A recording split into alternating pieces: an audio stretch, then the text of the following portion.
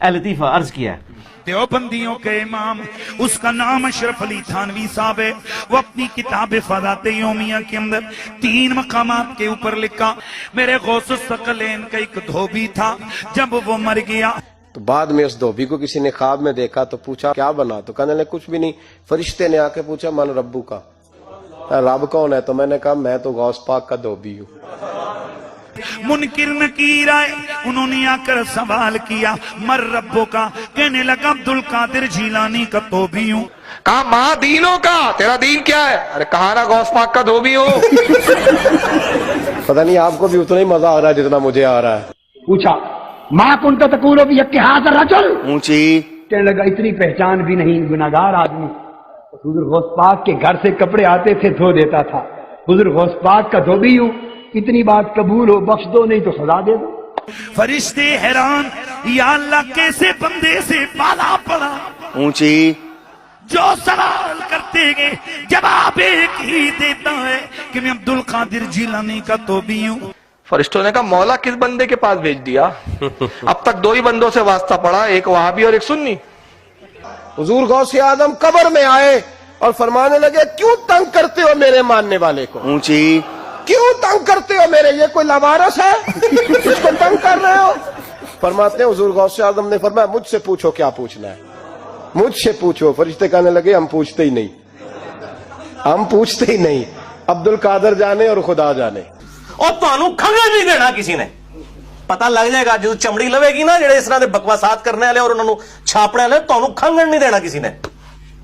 جیسے ہی پوچھنا تھا وہ دھوبی جلال میں میں جب سے بول رہا ہوں مجھے نہیں معلوم، بس اتنا معلوم کہ غوث اعظم کا دھوبی ہوں، اتنا ہی معلوم کہ آگے کچھ نہیں معلوم، بس اب کچھ نہیں پوچھنا. یہ پاگل ہو گیا، باولا ہونے کی علامت ہے. چوتھا سوال ہے نہیں، ان لوگ پوچھتے نہیں، اس کا جلال دیکھ کے واپس چلے گئے نا. حکم ہوا، تھانوی صاحب لکھتے ہیں کہ حکم ہوا فرشتوں اسے جنت لے جاؤ اونچی کہ یہ میرے عبدالقادر جیلانی کا دھوبی ہے. پتہ نہیں آپ کو بھی اتنا ہی مزہ آ رہا ہے جتنا مجھے آ رہا ہے. رب کی بارگاہ سے حکم ہوا اے فرشتوں، وہ اگر ہمیں نہیں جانتا تو کیا ہوا، ہمارے محبوب غوث اعظم کو تو جانتا ہے. اس دھوبی کی بخشش ہو گئی، دھوبی کی بخشش ہو گئی. اونچی اس پر تھانوی صاحب لکھتے فرماتے کہ اس کی بخشش ہو گئی. اور کیوں ہوئی؟ کہتے ہیں کہ دھوبی کا بار بار یہ کہنا کہ غوث پاک کا دھوبی ہوں اس کی نسبت کے کبھی ہونے کی دلیل تھا. لیکن یہ مرنے کے بعد پتہ چلے گا، جو مولا علی علیہ السلام کا قول ہے کہ انسان سویا ہوا ہے جیسے ہی مرے گا تو جاگ اٹھے گا، اوہ یہ کیا ہوا. اونچی تو یہی کچھ ہی ہونا ہے. وہ اللہ دے بندو کسی وڈے تے وڈے امام نو بھی قبر کسی نے کھنگن نہیں دینا، ادھر تے حالت ہی کوئی نہیں ہونی. ٹھیک ہے کہ جائے گا کسی کی قبر میں پہنچ جائے گا، سب کچھ جھوٹ ہے. تو یہ ہوائیاں اڑ جائیں گی مرنے کے بعد، پتہ چل جائے گا کہ جناب یہ، وہ کہتا ہے کہ پتہ لگ جائے گا کہ آگے جا کے پتہ نہیں لگنا، تو انہوں لگ پتہ جانا ہے. ٹھیک ہے، لیکن اس وقت ایک بندے کو مرنے کے بعد پتہ چلا کہ غلام احمد قادیانی دجال تھا، اب وہ کہ یا اللہ مجھے دنیا میں دوبارہ بھیج دے، میں دوبارہ اپنے آپ کی اصلاح کر لوں. نہیں. بخاری مسلم میں موجود ہے، میرا یوٹیوب پہ کلپ ہے، قبر میں 3 نہیں 4 سوال. بے شک. تو وہ سوالوں کے جواب آپ نے خود ہی دینے ہیں اپنی قبر میں. مر ربو کا، ماں دینوں کا، کوئی کسی کی طرف سے دے ہی نہیں سکتا. اس میں تو الفاظ ہے یا جواب دے گا یا نہیں دے گا. اگر بخاری مسلم میں کہیں ہے کہ کوئی اور آگے دے دے گا تو ہمیں دکھائیں کہ جی میں غوث پاک دا تو 20 ہاں.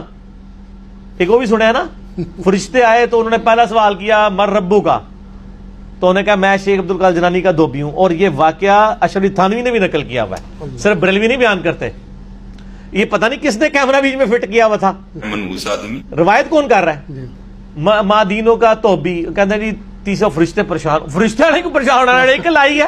بخاری مسلم میں الفاظ ہے جب تینوں سوالوں کے جواب نہیں ہوں گے نا تو فرشتے پوچھیں گے تو نے یہ سوالوں کے جواب کیوں نہیں ہے؟ وہ کہیں گے میں وہی کہتا تھا جو لوگ کہتے تھے. تو فرشتے کہیں گے تو نے خود علم حاصل کرنے کی ضرورت مطلب کیوں نہیں کوشش کی؟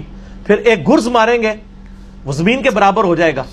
ٹھیک ہے نا، تو گرز مارن گے اللہ کو نہیں جاؤں گا. فرشتے اللہ کو ٹور گئی، اللہ یہ کہڑا بندہ ہے. اوکھے ویلے بزرگ کام آتے ہیں. وہ بندہ تسی میرے والے کر دو نا، فرشتے تو چھڑ دو. فرشتے تو سرما بنا کے رکھ دیں گے ہوتا یار نہ کر. تو اللہ نے کہا نہیں ٹھیک ہے، انہوں بخش دیتا گیا. غوث پاک کا دھوبی کیا نبی علیہ السلام کا دھوبی بھی ہو، وہ بھی اپنے مال کے مطابق اٹھایا جائے گا. بخاری مسلم میں الفاظ ہے مدعم نامی ایک غلام تھا نبی علیہ السلام کا, اونٹ کا کجاوا کستا تھا, آپ کو وضو کروایا کرتا تھا. غزوہ خیبر کے موقع پہ ایک نامعلوم تیر لگا, وہ شہید ہو گیا. صحابہ نے کہا بڑا خوش نصیب ہے, شہید ہوا ہے. آپ فرمایا تم اسے شہادت کی خبریں اور یہ سنا رہے ہو, خوش نصیب ہے.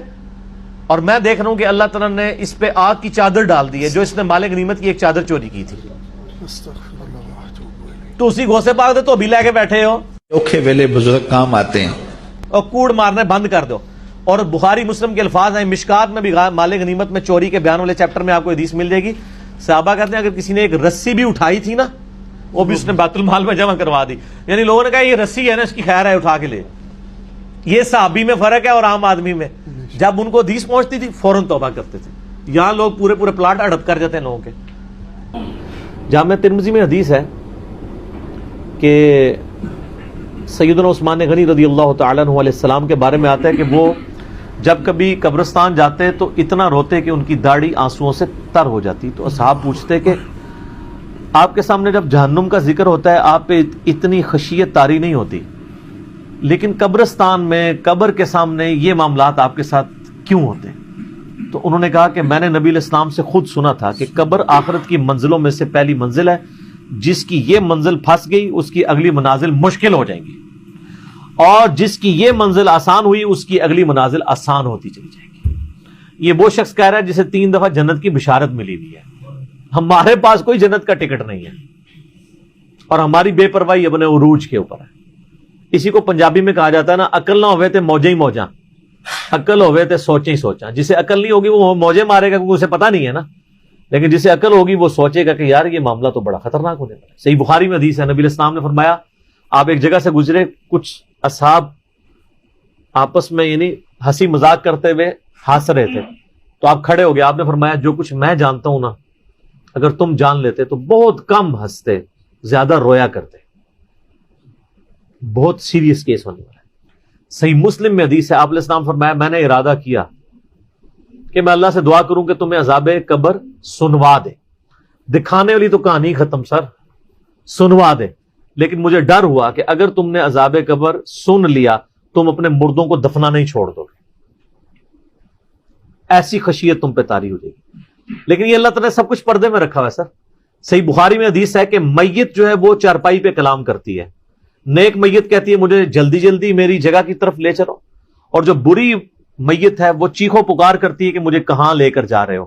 اور نبی علیہ السلام کے الفاظ ہیں صحیح بخاری میں کہ زمین و آسمان کی ہر مخلوق اس کی چیخیں سنتی ہے سوائے جنوں اور انسانوں کے, کیونکہ جنوں اور انسانوں کو اللہ تعالیٰ نے غیب کے پردے میں یہ چیزیں رکھی ہیں نا, اسی کے اوپر تو جنت ہے. ان الذین یخشون ربهم بالغیب لہم مغفرۃ و اجر کبیر. جو لوگ بن دیکھے اپنے رب سے ڈرتے ہیں ان کے لیے مغفرت ہے اور اجر کبیر ہے. دیکھ کے تو سب نے مان لینا ہے. پھر سر اس سے بھی آگے اگر آپ چلے جائیں, صحیح بخاری میں یہ حدیث موجود ہے کہ جب میت کو سوالات کے جوابات نہیں آتے نا تو فرشتے اس سے پوچھتے ہیں کہ تجھے سوالات کے جوابات جو نہیں آئے یہ کیا معاملہ تیرے ساتھ ہوا؟ تو وہ کہتا ہے میں تو وہی کہتا تھا جو لوگ کہتے تھے, سنا کے سننی ٹننی, پڑھ پڑھا کے سننی نہیں. تو فرشتے کہتے ہیں تو نے خود پڑھ کے سمجھنے کی کوشش کیوں نہیں کی؟ پھر فرشتے اسے ایک گرز مارتے ہیں جس سے وہ زمین کے اوپر بالکل, جس کو کہتے ہیں نا پیرلل ہو جاتا ہے زمین کے, خاک بن جاتا ہے. اور اس کی جو گرز کی اگینسٹ اس کی چیخو پکار ہے اس کو جن و انس کے علاوہ تمام مخلوقات سنتی ہیں. اگر یہ سن لیں تو ظاہر ہے یہ تو پھر انسان کے بچے نہ بن جائیں. یہ اللہ نے پردہ رکھا ہے, ورنہ تو آپ بڑے بڑے بزرگوں کو دفنا کے نکل رہے ہو نا, ان کے پردے جو ہے نا وہ جنازہ یعنی اس قبرستان کے گیٹ تک پہنچتے بھی ساری بزرگی کھل گئی ہو, دلال کی بات پیچھے سے آ جائے یار نہ کر. ٹھیک ہے, لوگ ایسے بزرگی کا دعویٰ بھی پھر چھوڑ دیں گے, وہ ڈرتے رہیں گے نا. تو یہ اللہ نے پردے رکھے ہوئے. منحوس آدمی